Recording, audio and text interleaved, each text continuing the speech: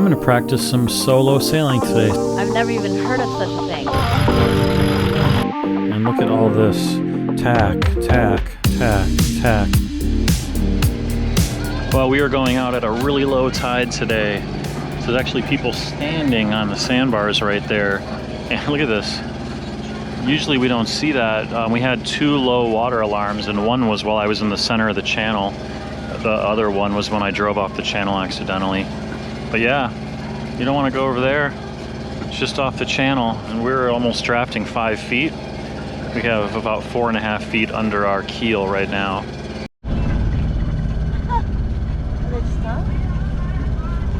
Those markers are because a sailboat sunk right there. We stopped heeling as soon as I did the video. Today we're headed north right into the wind, and look at all this. Tack, tack, tack, tack. And each time we tack, we try to go as in the shallowest water we can before we turn to make the most of our tack. But that took about 2 hours just to get up this channel to where we could get out in the Gulf of Mexico. Yeah, we could have turned the motor on. And what I do is I go to our place where we're going to end our next tack. I navigate to it, and then I say go to. I check the time that we'll arrive there and the time I'm going to watch. I compare that and say, well, we have 8 minutes before we need to tack. So we kind of know how much time we have before we need to get ready to tack.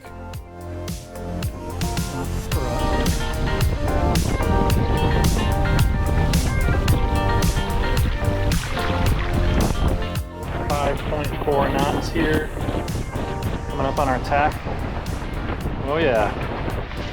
Oh, it's like we have an 8-knot breeze out here today, a little more than the last couple times we sailed, so we get to heel a little more, we get a little more speed. Yeah. How many times have we tacked today? We tacked like 6 times, maybe. We're trying to get up this channel. Other side here.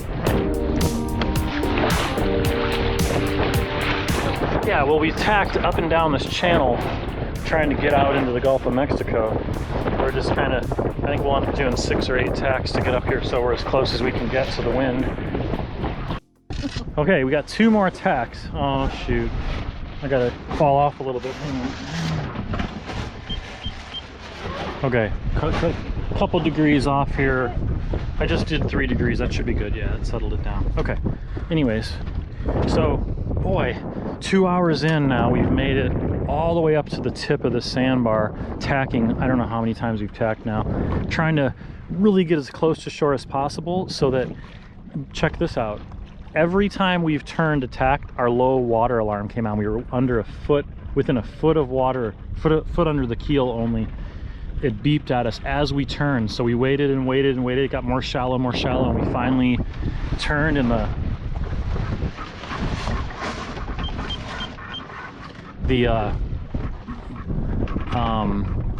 low water alarm came on every time we did our tack. So we really maximized how far back and forth from land to land on either side we could go. A part of that is that we're at a super low tide right now. So we're at like the very bottom. It's at a 0. So the water would be 3 feet deeper in, you know, high tide.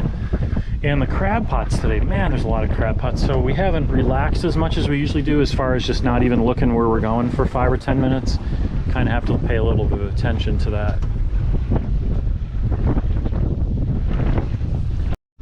Look at this weed patch. Kind of out here in the middle of nowhere. Oh wow. Huh. I'm going to practice some solo sailing today, so I'm going to try to sail by myself and do some tacking. But my autopilot's not getting me exactly where I want it, so I'm going to experiment with that a little bit with the auto tack. On the lazy side, I'm just going to let go. So, you ready? Ready. We're doing 4.2 knots right now, and I'm going to do as if I were sailing by myself. So, let's see, I want to put a wrap on this one. Okay. Here we go. Preparing tack, Jason. Prepare, ready. It's not confused though. Okay.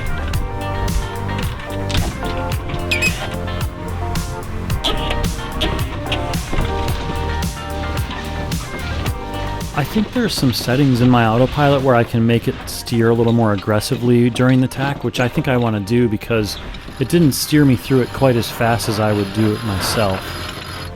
Waiting for it.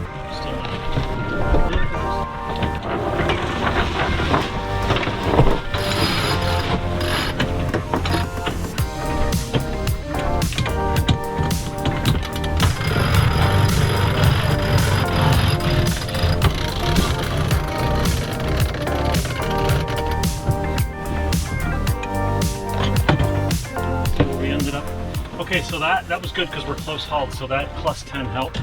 It's almost not enough, though. I need like 5 more degrees. So I need to figure out why that doesn't tack over enough. Pretty good, though.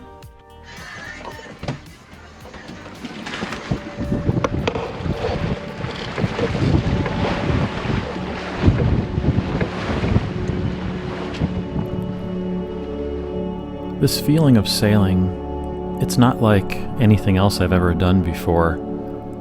It's hard to explain what it feels like, but if you haven't done it, you definitely should.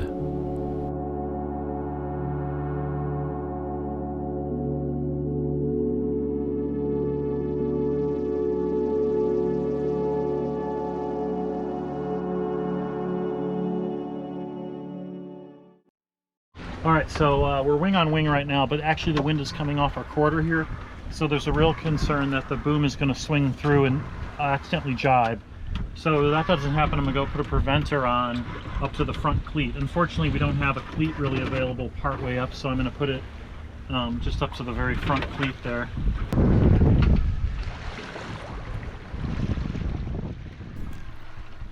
Ideally, you'd want to put this line out at the end of the boom, not so far inward like I am, but this is light winds and I'm just trying to keep the boom from flopping around and possibly driving over if we turn. Jason is putting on a preventer. I've never even heard of such a thing. Sounds like I still need to brush up on my sailor lingo.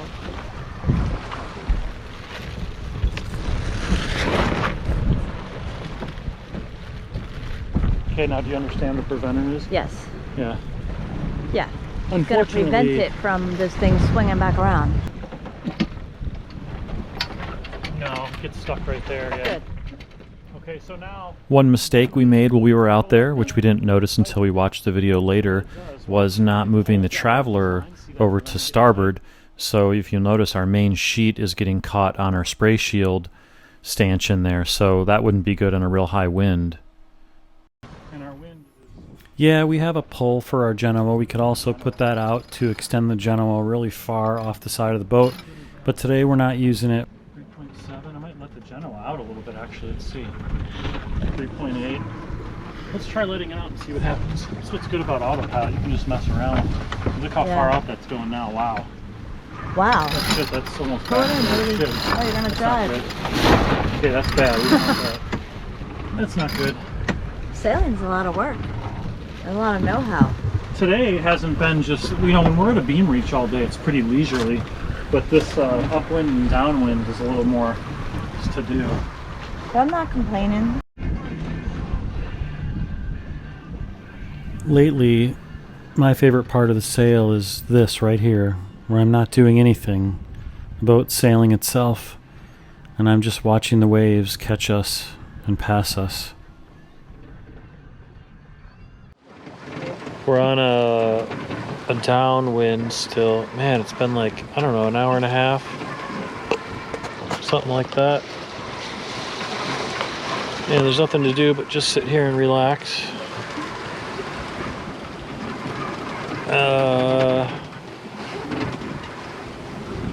Waiting for our turn. We got like another half an hour.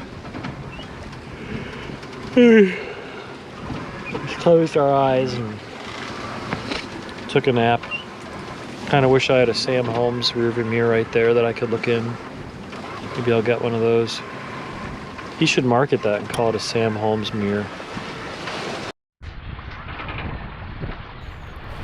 Our next point of sail was a beam reach. The wind is coming from our port side or our left and right across our beam. And the sea's really confused in this channel. So we were kind of bopping around. We couldn't put the mainsail up because when we get to the end of this, we have to turn up into the wind. And it's a gradual turn where we have to turn the motor on. There's a lot of boat traffic in the channel. So I don't want to be up on the deck fiddling with the mainsail during that time. So this last 10 minutes we just used our front sail, and it was still gave us some good speed on a beam reach.